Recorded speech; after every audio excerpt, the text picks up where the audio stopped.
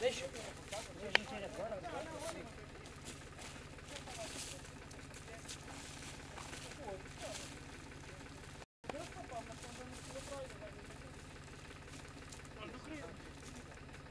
Já aqui da parte não parece, mas aqui anda com o falar.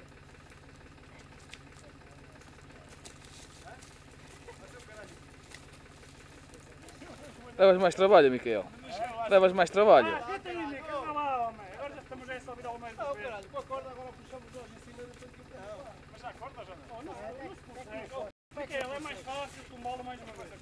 Já está agarrado? Espera aí, vamos tomar mais uma vez. Não, caralho. Este leva-se bem, caralho. Quem é que andou agarrado aí? Ei, caralho. Oh, Micael, olha, não é com o cone. Não é com graças, é merda.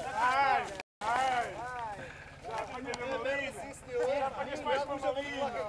Já ficava de novo outra vez. Então, veio ou não veio? Essa aí vai abrir, não está a vir. Tira bem o Luís Miguel para ele. Olha, vamos lá. Tira bem o Luís Miguel lá. Vamos lá.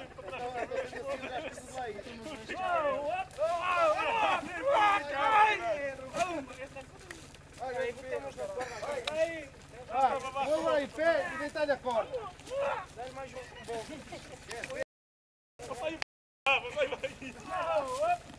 Para aí agora. Deitar-lhe a corda. Lá dentro. Está encharcado, este é que vai Põe o javali. Os gajos da corda são aqueles que estão passados por uma matança de porco. Põe o javali. Caralho, pensa que há mais um a puxar pela corda, não? Já está, pode gritar. O gajo está a filmar, caralho. Olha aqui na frente do orco, o truco na frente. Fazer isso aqui, aí ó para baixo. Caralho. Oh, que sorte. Espera aí. Como é que eu vou chegar na corda? Já, caralho. Agora, olha aqui que força a minha. Já não posso está ali mais. aquele, pá. Já não posso mais. Espera aí, olha que rolou. Não há rolê. Foda-se, ainda estão ali para aí mais 5.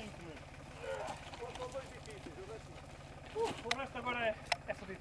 O resto é de dificuldade. Estamos lixados no meio. Vamos lá, mas aqui. Caralho, com a corda onde é que puxa-se bem? Depois estar aí. Só puxa um. É.